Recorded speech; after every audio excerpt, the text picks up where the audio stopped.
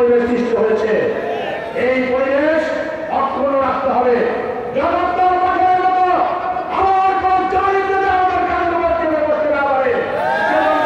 আমাদেরকে সদা সচেতন থাকতে হবে। এই আন্দোলনে যারা জীবন দিয়েছেন প্রত্যেকের মুখে মাত্রা কামনা করছি, যারা আহত হয়েছেন তাদের দ্রুত সুস্থতা কামনা করছি। আর আগামী এই দেশ গড়ার আন্দোলনে, দেশের শান্তি শৃঙ্খলা বজায়ের আন্দোলনে আমাদের সবার স্বতঃস্ফূর্ত অংশগ্রহণ কামনা করে বক্তব্য শেষ করছি। ইনশাআল্লাহ রাজপথে দেখা হবে, স্লোগানে কথা হবে ইনশাআল্লাহ।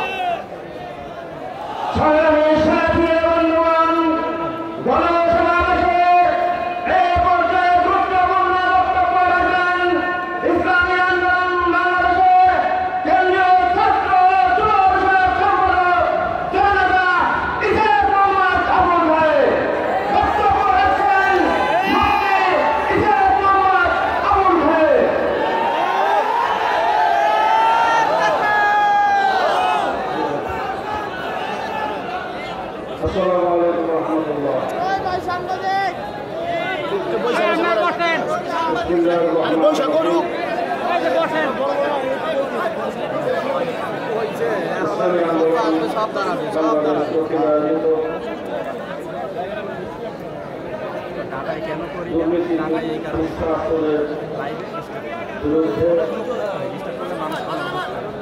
শহীদদের মাফ করার কামনা জানাতে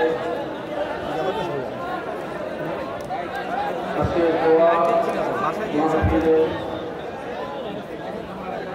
আজকের এই সমাবেশের সমাপরান সভাপতি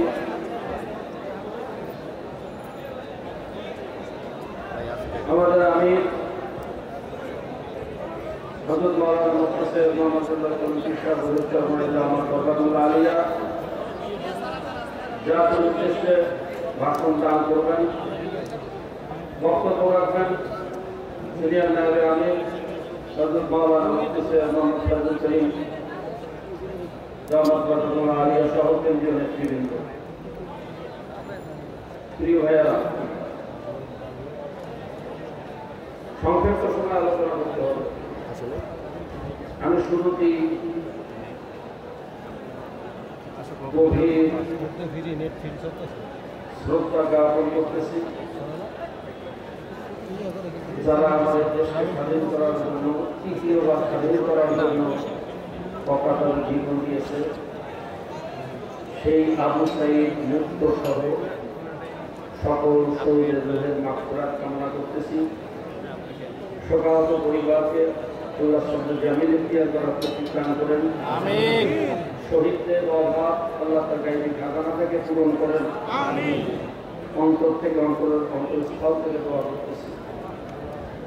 যারা অসুস্থ আছেন, আহত অবস্থা হসপিটালে জীবন মৃত্যুর সাথে কামনা করতেছেন, তাদের দ্রুত সুস্থতা কামনা করতেছি। সম্মানিত বন্ধুগণ, এই দেশ তিনবার স্বাধীন হয়েছে। একবার স্বাধীন হয়েছে 47-এ পশ্চিমাদের থেকে এই জাতি মুক্তি অর্জন করেছে।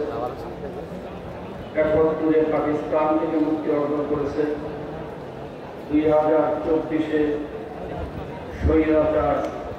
স্বৈরাচার ফ্যাসিস্ট খুনি হাসিনার কবল থেকে দেশকে মুক্ত করা হয়েছে। 71-এর স্বাধীনতায় ভারত বলে থাকে, তোমরা কি স্বাধীন করেছো? আমরা করেছি, আমরা ট্রেনিং দিয়েছি, অস্ত্র দিয়েছি, বাহিনী দিয়েছি। কিন্তু 2024-এর স্বাধীনতায় ভারত বা অন্য কোনো বিদেশি শক্তি এই কথা বলার অধিকার রাখে না। আমরা সহযোগিতা করেছি, আমরা সৈন্য দিয়েছি, অস্ত্র দিয়েছি। এই স্বাধীনতার জনগণের, বাংলাদেশের যুব সমাজের স্বাধীনতা, এই স্বাধীনতা ছাত্রদের স্বাধীনতা, এই স্বাধীনতা নির্যাতিত জনতার স্বাধীনতা। সংগ্রামী বন্ধুগণ, আমি মনে করি যুদ্ধ এখন শেষ হয়নি। নানামুখী ষড়যন্ত্র চলতেছে, জাতীয় আন্তর্জাতিক ষড়যন্ত্র চলতেছে। আমি ছাত্র ভাইদেরকে ধন্যবাদ জানাই, তারা যে বিচক্ষণতা দিচ্ছে, তারা যে বুঝতে পেরেছে গতকাল কিন্তু শপথ হাইকোর্ট সুপ্রিম কোর্টের রিটের মাধ্যমে এই শপথকে অবৈধ ঘোষণা করে একটা অস্থিতিশীল পরিবেশ বাংলাদেশে সৃষ্টি করতে পারে। আগে থেকেই বুঝতে পেরে হাইকোর্ট সুপ্রিম কোর্টকে অনির্দিষ্টকালের জন্য বন্ধ ঘোষণা করতে বাধ্য করেছে। সংগ্রামী বন্ধুগণ, এই ফ্যাসিস্ট হাসিনা যত অপকর্ম করছে শুধু দোহাই দিয়েছে সংবিধান। সংবিধানে এটা নাই, সংবিধানে সেটা নাই, সংবিধানের বিরুদ্ধে যাওয়া যাবে না, সংবিধানের বাইরে আমরা কোনো কাজ করতে রাজি না। তাহলে বোঝা গেল যত সমস্যা সংবিধানের মধ্যে।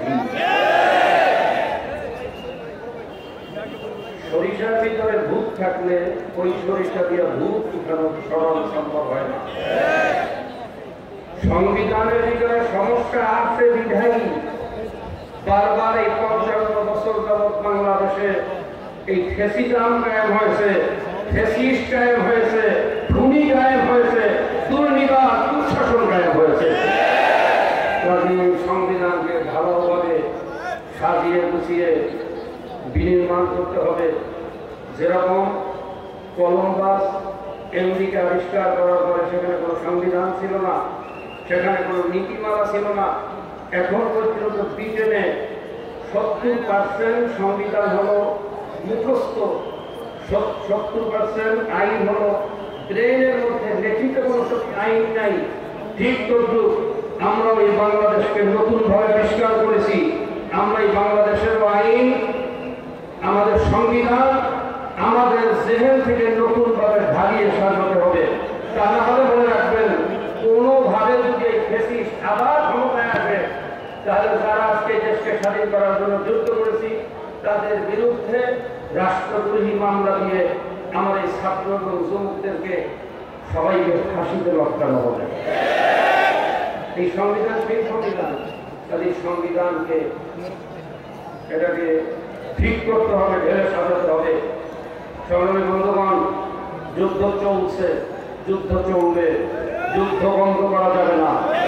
যতদিন পর্যন্ত এই শহীদদের যারা হত্যা করেছে তাদের বিচার এই বাংলার জমিনে আমরা না দেখব, যতদিন পর্যন্ত আমরা এই বাংলাদেশের দুঃখী মানুষের কষ্টে অর্জিত টাকা চুরি করে বিদেশে পাচার করেছে, এই পাচারকারী ডাকাতদের বিচার যতদিন আমরা এই জমিনে না দেখব, যতদিন পর্যন্ত এই খুনি হাসিনার বিচার এই জমিনে আমরা না দেখব, ততদিন পর্যন্ত যুদ্ধ বন্ধ করা যাবে না।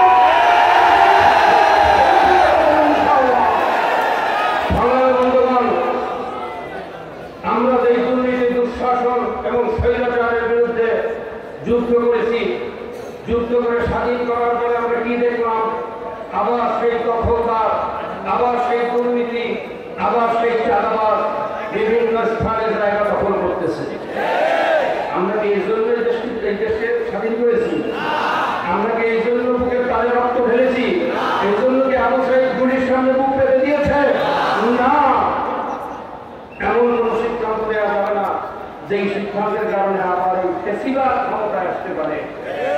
কাজে আমি ছাত্র ভাইয়েরা, যুবক ভাইয়েরা যারা এই রাষ্ট্র বিনির্মাণের কাজের সাথে সম্পৃক্ত, তাদেরকে অনুরোধ করবো, যতদিন পর্যন্ত এই ফ্যাসিবাদের উৎপাদন করা না যাবে, এই ফ্যাসিজমকে রোধা না যাবে, ততদিন পর্যন্ত আমাদের কোনো মেয়াদ নাই। সময় যত লাগে ততদিন পর্যন্ত এই রাষ্ট্রকে বিনির্মাণের কাজে আমাদেরকে নিযুক্ত থাকতে হবে। এই আশাবাদ ব্যক্ত করে সকলকে উদাত্ত আহ্বান জানিয়ে আমার আলোচনা শেষ করছি। তার আগে একটা কথা বলবো, সর্বশেষ সবকিছু সংস্কারের পরে এই জাতিকে মুক্তি দেওয়ার জন্য একটা উপায় আমাদের আমির ঘোষণা করেছেন, সেটা হলো পিআর পদ্ধতি। পিআর পদ্ধতির ইলেকশন। আজকে আমরা দেখেন বাংলাদেশের যারা ইলেকশন করে 30 থেকে 35% ভোটের মাধ্যমে সরকার গঠন করে। একটু সময় নিতেছি। 30 থেকে 35% ভোট নিয়ে তারা ম্যান্ডেট নিয়ে ক্ষমতায় যায়, বাকি 65 থেকে 70% জনগণ তাদের বিরুদ্ধে। 30% শাসন 70% মানে না। বাকি যারা 1 ভোটের কারণে ঠকছে, 5 ভোটের কারণে ঠকছে, তাদের সমস্ত ভোটগুলো ডাস্টবিন নিক্ষিপ্ত হয়, সেই ভোটের কোনো মূল্যায়ন আমার দেশে হয় না।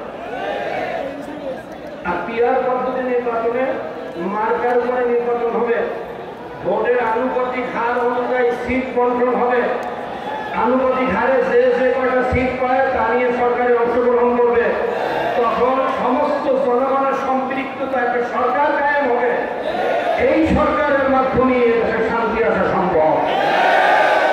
কাজেই এই পিআর পদ্ধতির বিকল্প আর কিছু নাই। আমি সর্বোচ্চ আহ্বান জানাবো এবং যারা এখন বর্তমান অন্তর্বর্তীকালীন সরকারে আছে এই পিআর পদ্ধতির থেকে দেশকে নিয়ে আসার জন্য যারা আহ্বান জানিয়ে আমার আলোচনা এখানে শেষ করবো। আসসালামু আলাইকুম ওয়া রাহমাতুল্লাহ।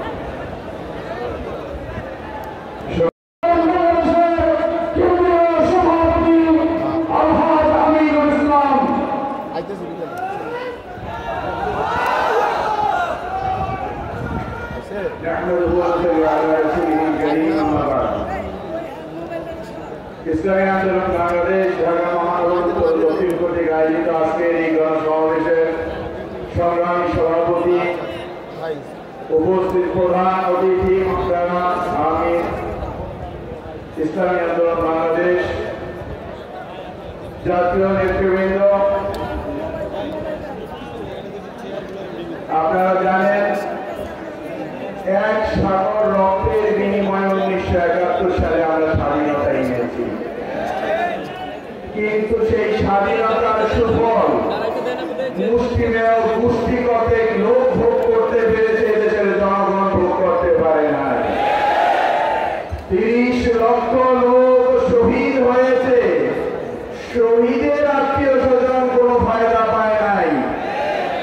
শহীদের নামে কিছু ভণ্ড লোক তারা সুযোগ সুবিধা নিয়েছে। এর প্রধান কারণ হলো যে আমরা যুদ্ধ করে সবাই ঘরে চলে গিয়েছি, আর এই সুযোগে এই দুষ্ট লোকেরা তাদের ফায়দা হাসিল করেছে। আজকে 2024 সালে কেন আবার স্বাধীন করতে হয়েছে?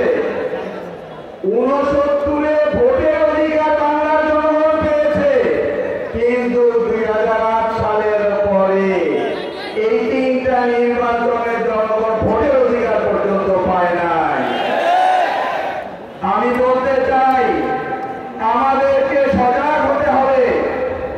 আজকে যারা আমাদের এই ভোটের অধিকার খর্ব করেছে, যারা আইনের পরে আইন তৈরি করেছে জনগণকে শোষণ করার জন্য, শাসন করার জন্য নয়, আর এই জনগণকে এমন ভাবে শোষণ করেছে যে আমাদেরকে শেখ মুজিবুর রহমান যেরকম বলেছিলেন যে তোমাদেরকে ভাতে মারবো, পানিতে মারবো, আমাদের জনগণকে এই দেশের সরকার ভাতে পানিতে মারতে চেয়েছে।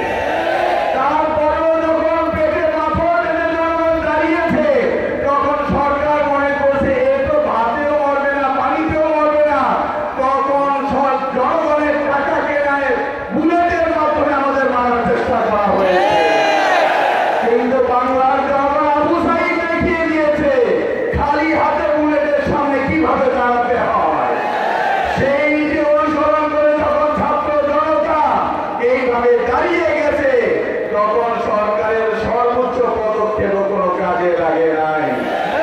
আমি বলতে চাই 1971 সালের স্বাধীনতা যেমন সুফল ভোগ করতে পারি নাই, তার কারণ হলো আমরা ঘরে ফিরে গেছি। কিন্তু 2024 সালের পরে যদি আমরা ঘরে ফিরে যাই, আবারও এই সন্ত্রাসী এবং দুষ্ট চক্র আমাদের স্বাধীনতাকে হরণ করবে। সুতরাং আমাদের মনে রাখতে হবে স্বাধীনতা অর্জন করার পরে সেই স্বাধীনতা ধরে রাখার জন্য মাঠে থাকতে হবে।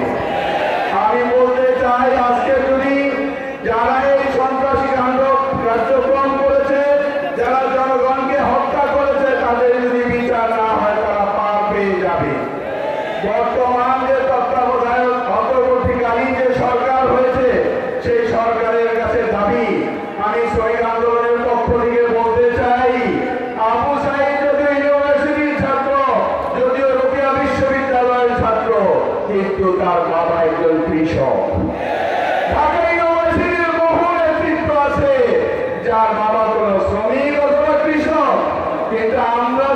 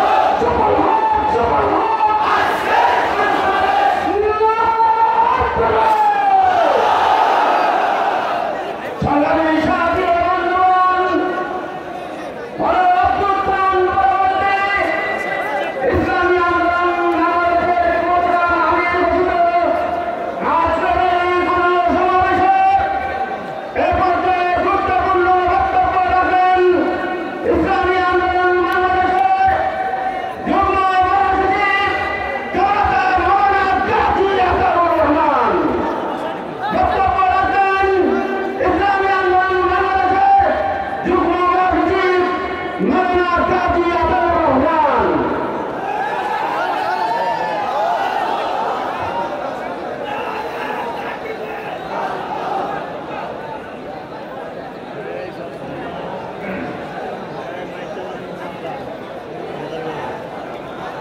আসসালামু আলাইকুম ওয়া রাহমাতুল্লাহি ওয়া বারাকাতুহু। নাহমাদুহু ওয়া নুসাল্লি আলা রাসূলিল কারীম আম্মা বা'দ।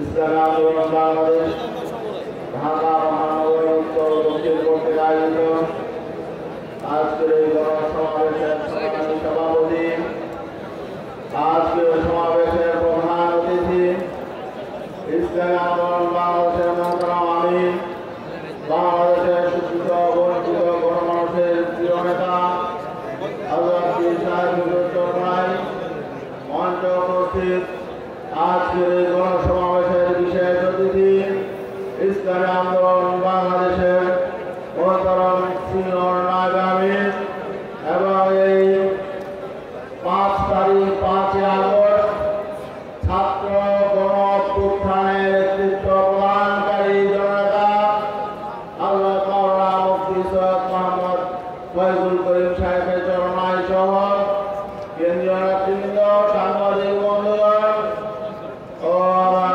প্রাণপ্রিয় সহকর্মী ভাইরা, আজকে এই গণসমাবেশে উপস্থিত আমার বন্ধুগণ, আমরা আল্লাহ রাব্বুল আলামিনের শুকরিয়া জ্ঞাপন করি। আলহামদুলিল্লাহ,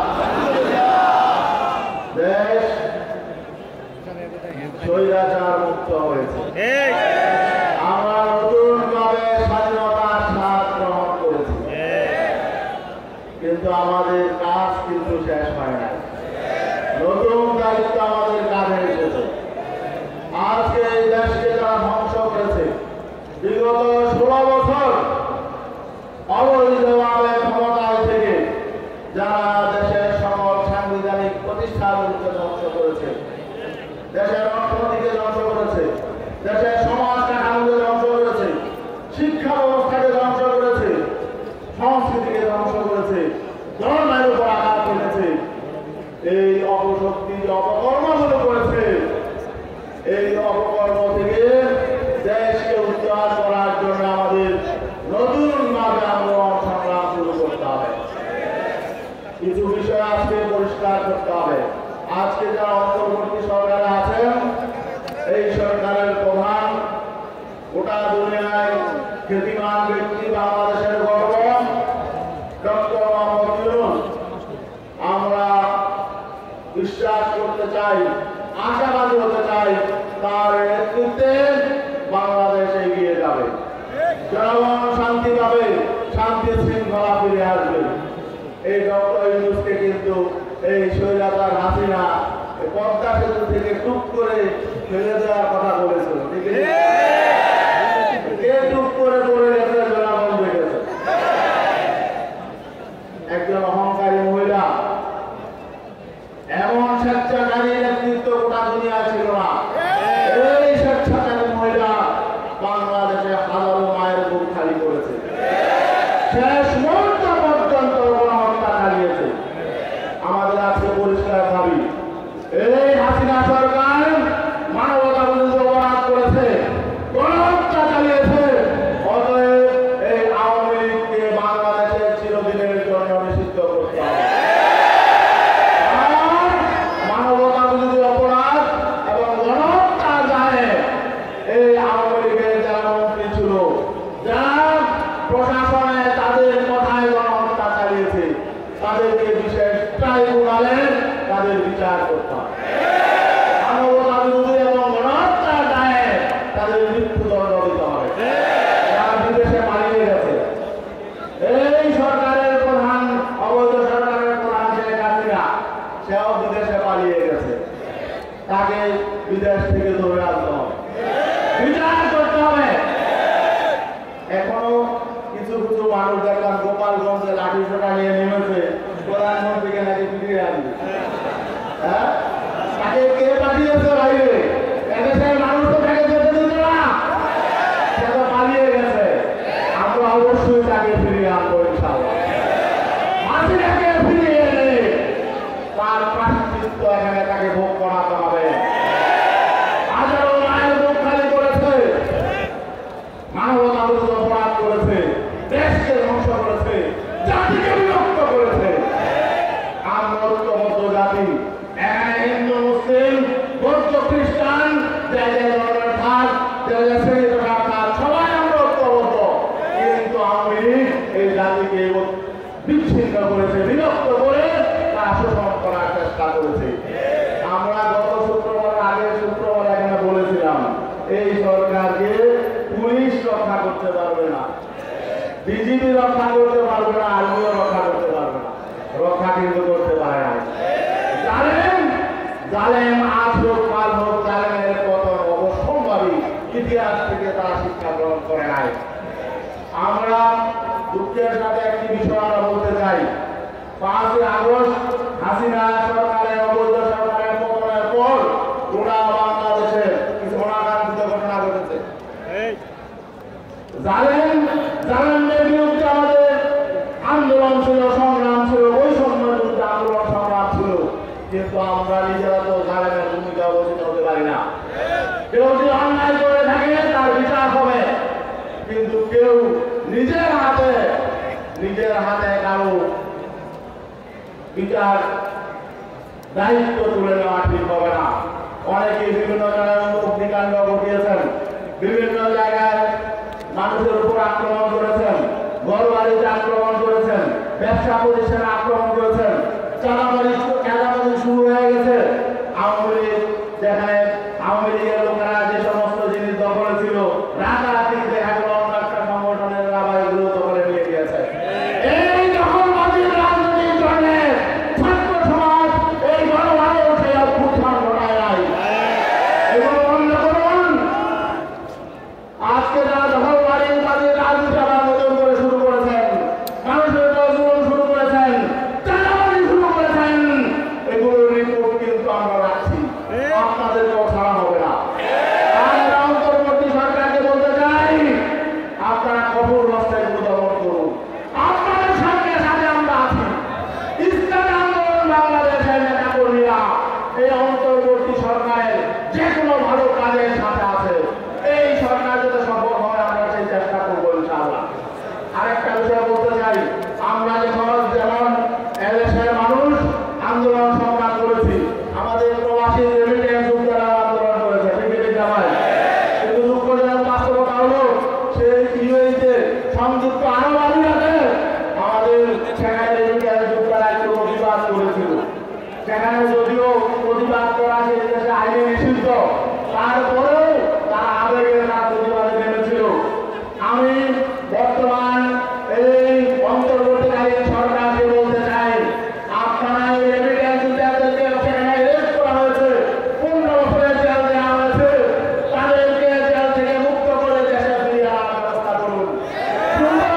আপনারা আরব আমিরাতের সরকারের সাথে কথা বলুন, যোগাযোগ করুন। রেমিটেন্স যোদ্ধারা কোনো অন্যায় করে নাই, তার দেশপ্রেমিক নাগরিক, দেশের স্বার্থে তারা কথা বলছে, তাদেরকে ফিরিয়ে আনার ব্যবস্থা করুন।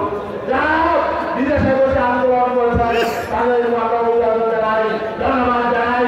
পরিশেষে আজকে যে ছাত্র ভাইরা এই আন্দোলনের প্রথম সারিতে নেতৃত্ব দিয়েছেন, গণমানুষের এই আন্দোলনের গণঅভ্যুত্থানে যারা নেতৃত্ব দিয়েছেন তাদেরকে ধন্যবাদ জানাই। আপনারা এই বৈষম্য বিরোধী আন্দোলন শুরু করেছেন, এই আন্দোলন যাতে মানুষের কল্যাণে ভবিষ্যতে একটি কল্যাণ রাষ্ট্র গঠন পর্যন্ত থেমে না যায়, মানুষের অধিকার যাতে মানুষ ফিরে পায়, সুষম বৈষম্যহীন একটি সমাজ প্রতিষ্ঠা হয় এবং আমাদের মুক্তিযুদ্ধের যে অঙ্গীকার ছিল মানবিক মর্যাদা, সামাজিক ন্যায় বিচার, অর্থনৈতিক সাম্য প্রতিষ্ঠা করতে হয়, এর ব্যাপারে আপনারা আশা করি যথাযথ ভূমিকা পালন করবেন। আর এই যে অন্তর্বর্তীকালীন সরকার এদের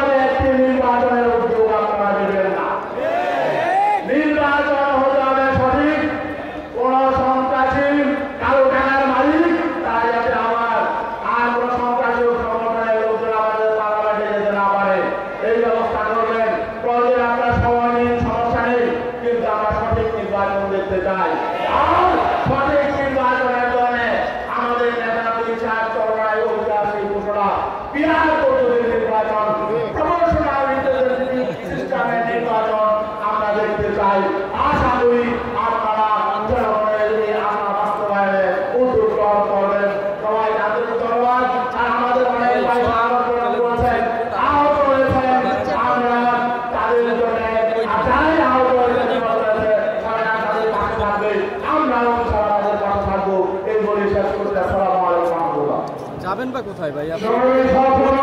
এদিকে পাঠাই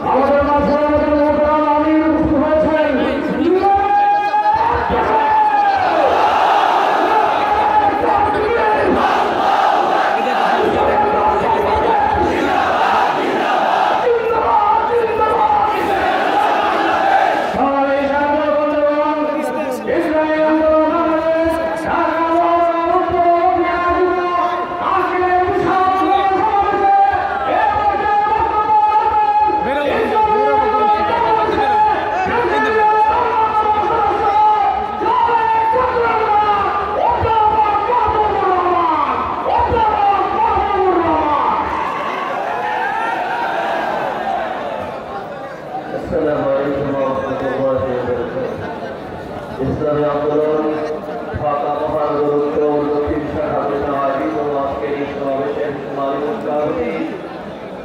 প্রধান অতিথি আমাদের শ্রদ্ধার নামী বিশেষ অতিথি আমাদের আগামী মহাসচিব বিস্তারিত আলোচনা হয়েছে আমির আগামীর বক্তব্য রাখবেন। আমরা আমাদের বক্তব্য স্পষ্ট, দেশ একটি রক্তক্ষয়ের মধ্য দিয়ে নতুনভাবে আমরা স্বাধীনতা অর্জন করেছি। এই স্বাধীনতা অর্জন করে রক্ষা করতে হলে চট্টগ্রামের সমাজ দায়িত্বশীল যারা আছেন প্রথম তাদের কাজ হচ্ছে যেখানে পরিবর্তন প্রধান সামরিক গোষ্ঠীরা যেখানে আছে তাদেরকে বাতিল করে নতুন নিয়ম সেখানে না দিলে সুস্থ পরিবেশ তৈরি করা যাবে না।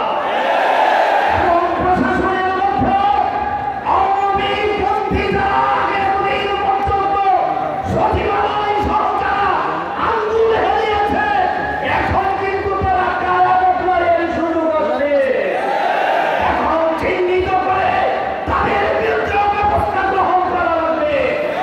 আমরা আহ্বান জানাতে চাই, আমরা প্রশাসনের মধ্যে পুলিশের যে অবস্থান দেখছি, বিরোধীর আরুমার যারা আছে তাদের কারণে সকল পুলিশরাই অন্যায় করে নাই। সুস্থ তদন্তের মাধ্যমে অনুযায়ী ব্যবস্থা গ্রহণ করে সকল পুলিশ বাহিনীকে অনুরোধ করবো অনুজীবনকে ভেদ করার জন্য স্বাধীনতা সার্বভৌমত্ব রক্ষার কাজে আপনাদের আহ্বান জানাচ্ছি।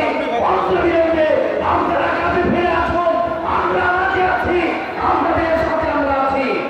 দ্বিতীয়ত হয়েছে এদেশের সেই বীর সামাল